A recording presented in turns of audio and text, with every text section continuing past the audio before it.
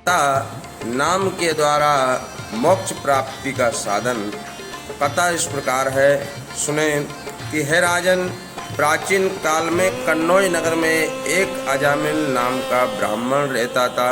उसने एक दासी को अपनी पत्नी बना लिया था।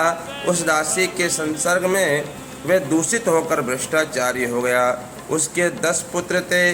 उनके लालन पालन के लिए तथा उस दासी की मनोकामना पूर्ण करने के लिए वह धन प्राप्ति हेतु चोरी, बटमारी, धोखेबाजी, जुआबाजी आदि निंदनीय वृत्ति करता था। उसने एक पुत्र जो सबसे छोटा था, उसका नाम नारायण रखा। उस पर वह अति प्रेम करता था। उसकी तोतली बोली सुनकर उसका हृदय सदा उसी नारायण के ध्यान में रहता था। जब उसकी 80 वर्ष की उम्र व्यतीत होने लगी जो आई, तब उसकी मृत्यु का समय आ गया था। मृत्यु के समय उसे अपने पुत्र नारायण की विशेष चिंता हुई। उसका हृदय नारायण में लीन हो गया। उसी समय यम के दूत उसके सिर पर आकर धमकने लगे, उसके प्राणों को खींचने लगे। यमदूतों को देखकर अजामिल अति व्यथित हुआ और व्याकुल होकर उच्च स्वर में नारायण नारायण नारायण पुकारने लगा। उसी समय भगवान के पार्षद अपने स्वामी नारायण का नाम सुनकर वहां पर आ गए। आहा हा हा।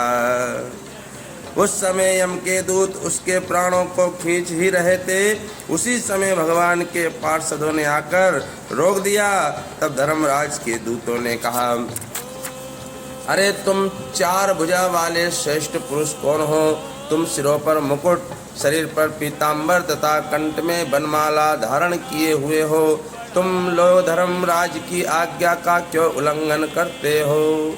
श्री सुखदेव जी महाराज बोले कि हे राजा परीक्षित, जब यम के दूतों ने पार्षदों से इस प्रकार कहा, तब भगवान के पार्षद हंसकर गंभीर वाणी से इस प्रकार बोले, अरे यम के दूतों, तुम लोग हमें बताओ कि धर्म का लक्षण तथा धर्म का तत्व क्या है? दंड किसको दिया जाता है? दंड का क्या विधान है? मनुष्य में सभी पाप करने वाले दंडनीय हैं अथवा उनमें से कुछ भी ऐसा दंड देने के योग्य है?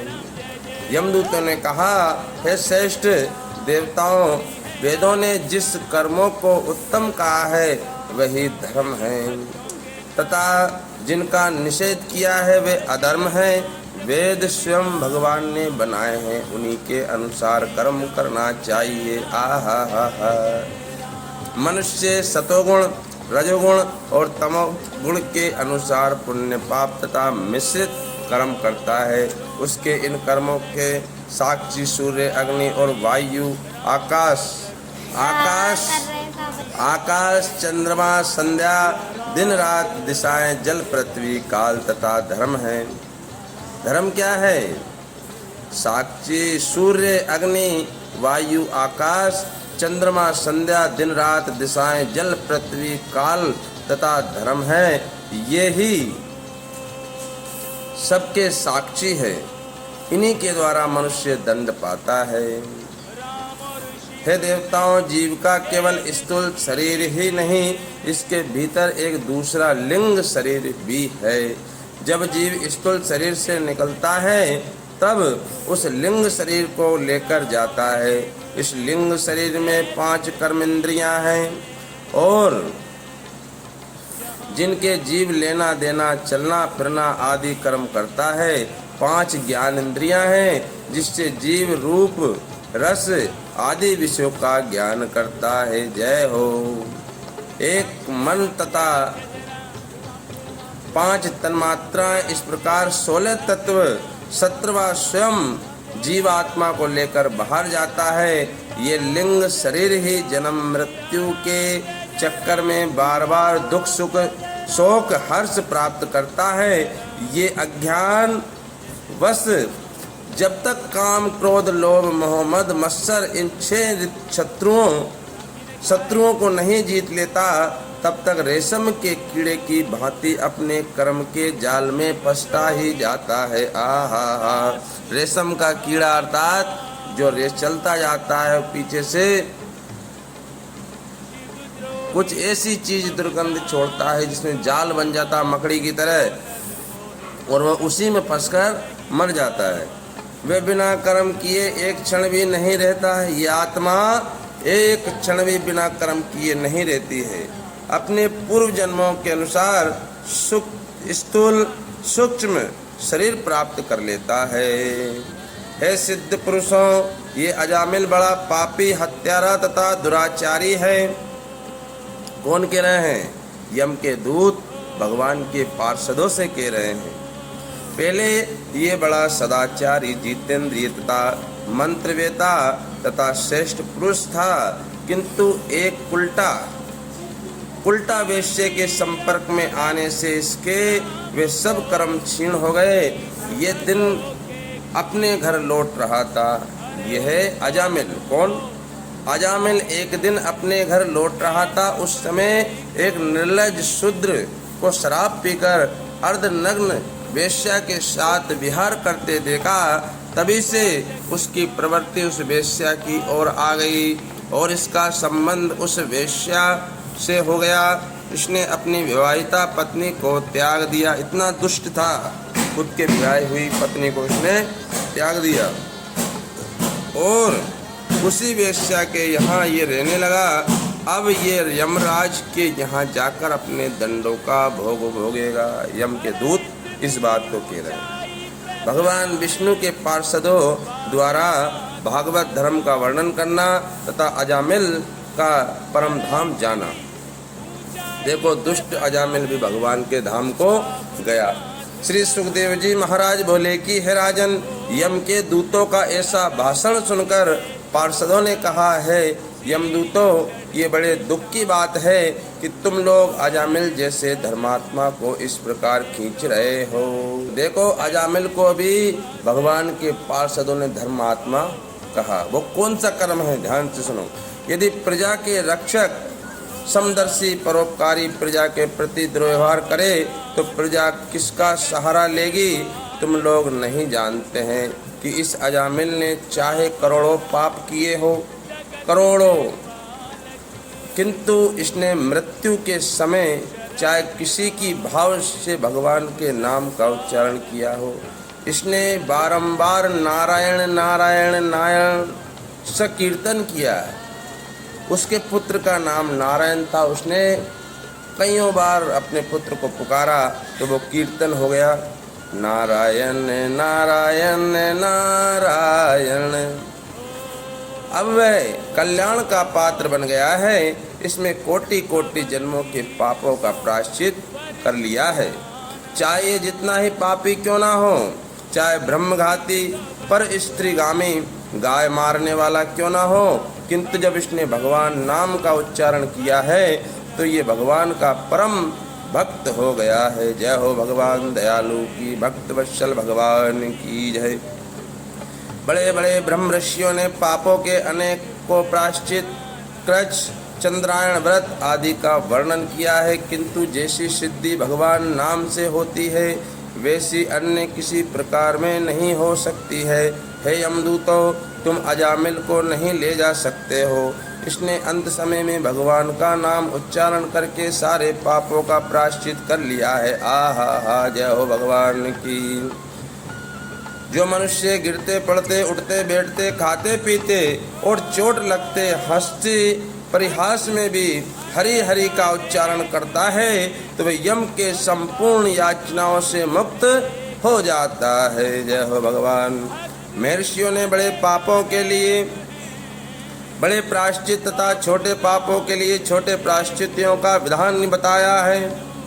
बड़े बड़े यज्ञ, तप, जप, दान आदि से पाप नष्ट नहीं होते हैं, जो केवल भगवान का नाम उच्चारण करने से प्राप्त हो जाता है। जय हो भगवान वत्सल की जय, नारायण भगवान की जय। श्री सुखदेव जी महाराज बोले कि हे राजन, पार्षदों ने अजामिल को यम के दूतों से बचा लिया। जय हो। अजामिल ने भगवान के पार्षदों को सिर झुकाकर प्रणाम किया। अजामिल कुछ कहना ही चाहता था कि वे अंतर ध्यान हो गए। अजामिल के हृदय में शुद्ध भगवत प्रेम उत्पन्न हो गया। उसने पार्षदों के मुख से धर्म का स्वरूप सुन लिया था।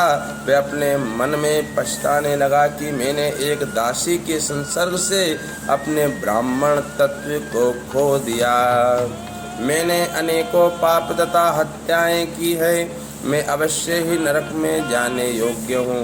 मेरे सामने अभी जो यम के दूत खड़े थे मुझे खींच रहे थे तथा वे दिव्य पुरुष जिनकी 4 भुजाएं थी वहाँ चले गए हैं।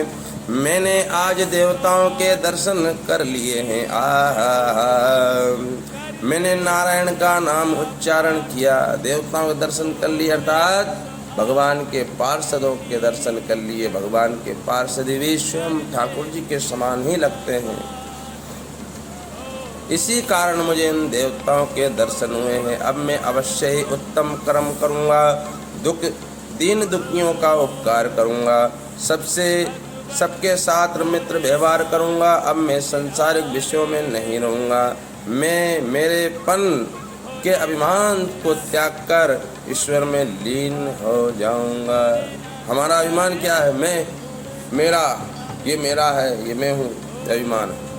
राजा परीक्षित, हे राजा परीक्षित, भगवान के पार्षदों का एक क्षण का सत्संग होने से ही अजामिल को कठिन वैराग्य उत्पन्न हो गया।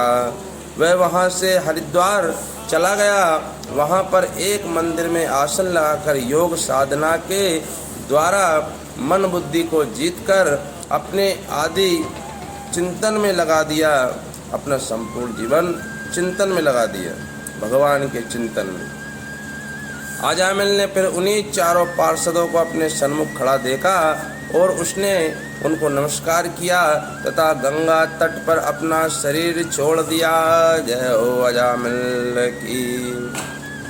अजामिल भगवान के पार्षदों के साथ दिव्य विमान में बैठकर वैकुंठ धाम को चला गया।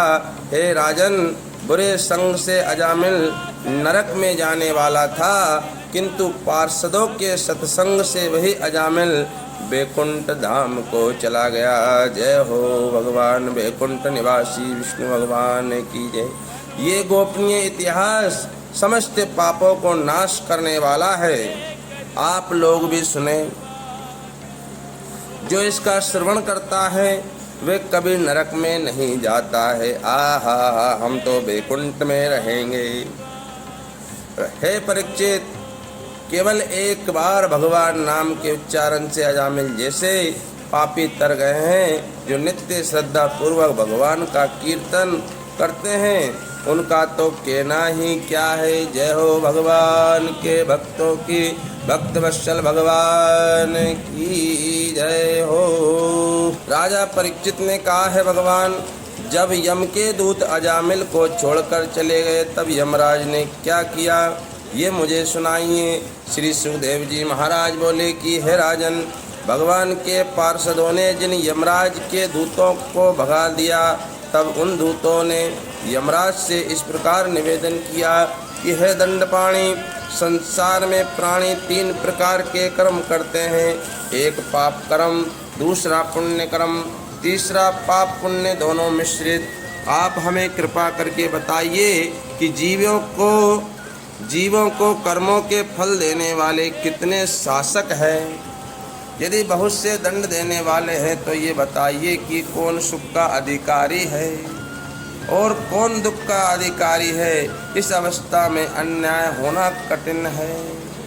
इस अवस्था में न्याय होना कठिन है। यही पता नहीं पड़ रहा कौन सुख का अधिकारी है, कौन दुख का अधिकार है, कौन का इस पर अधिकार है।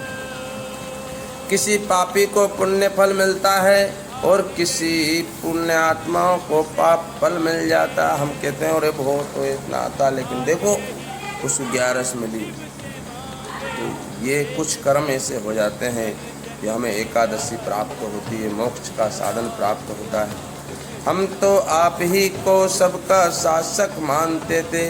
ये वे पूछ रहे हैं, कौन? यम के दूत धर्मराज से पूछ रहे हैं। आप ही सबको दंड देते हैं, किंतु इस समय आपका भी दंड संसार में नहीं माना जा रहा है।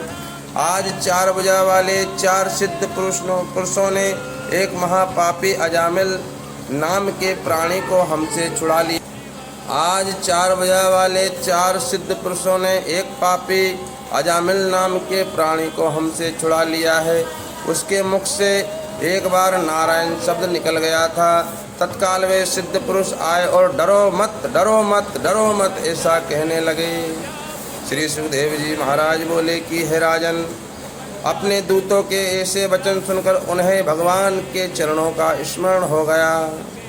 वे बोले कि अरे दूतों, मेरे अतिरिक्त इस संपूर्ण जगत का स्वामी तथा दंड देने वाला एक और है। जय हो भगवान। जिन्होंने कि मुझे ही उत्पन्न किया है, उन्होंने इस जगत को एक सूत्र में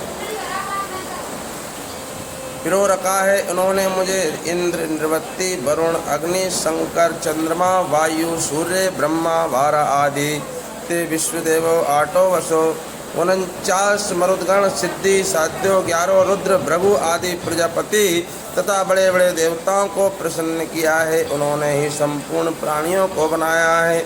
उन्हीं की प्रेरणा से सबको दंड देता हूँ। वे मुझे भी दंड दे सकते हैं। भगवान अवश्य ही यमराज और धर्मराज को भी दंड दे सकते हैं। भगवान का भागवत धर्म अति गोपनीय है। उस भागवत धर्म के रहस्य को केवल हम 12 व्यक्ति ही जानते हैं। मैं, ब्रह्मा जी, नारद, भगवान शंकर, सनत कुमार, कपिल देव, स्वयंभू, मनु, प्रहलाद, जनक, भीष्म पितामह, राजा बलि, सुखदेव जी। भगवान के नामंत्रण का महिमा अपार है। श्रद्धा पूर्वक एक बार उच्चारण कर लेने से ही करोड़ों जन्मों के पाप नष्ट हो जाते हैं। उसी भगवत नाम नारायण से वे पापी अजामिल वैकुंठ धाम को चला गया। जय हो। हे दूतों, ज्ञानी पुरुष आजन्म इसलिए भगवत नाम उच्चारण करते रहते हैं कि उसका अभ्यास निरंतर बना रहे। अंत समय में भी वे एक स्मरण रहे। जो पुरुष भगवान से विमुख है, घर गृहस्थी के भार को ढोते रहते हैं, उन्हीं को मेरे पास लाया करो। जो भगवत नाम उच्चारण करते हैं वे सीधे वैकुंठ धाम के अधिकारी होते हैं। अरे दूतों, तुमने भगवान के पार्षदों का तिरस्कार करके भगवान का तिरस्कार किया है। वे तुम्हें क्षमा प्रदान करें। मैं उनको नमस्कार करता हूँ। श्री सुखदेव जी महाराज बोले कि हे राजन, भगवान श्री कृष्णचंद्र का नाम संकीर्तन तथा चरित्र श्रवण से ही मनुष्य का पाप नष्ट हो जाता है। पाप इस संसार इस प्रकार उड़ जाते हैं जिस प्रकार ताली पीटने से वृक्ष के बैठे हुए पक्षी उड़ जाते हैं। कली काल के मल को धोने वाला केवल हरि नाम संकीर्तन ही है। ये अत्यंत रहस्यमय इतिहास भगवान अगस्त्य जी ने मुझे सुनाया था। जय हो भगवान अगस्त्य की जय हो।